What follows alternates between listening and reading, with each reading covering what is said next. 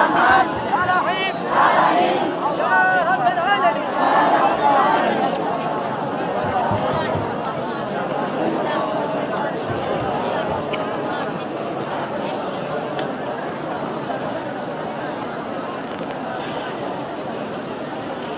اللهم إيمانا بك وتصديقا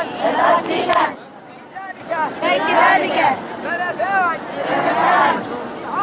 بعهدك واتباعا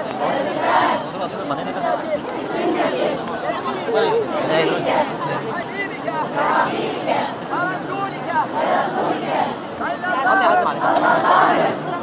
وسلم. سبحان الله الحمد لله ولا إله إلا الله والله أكبر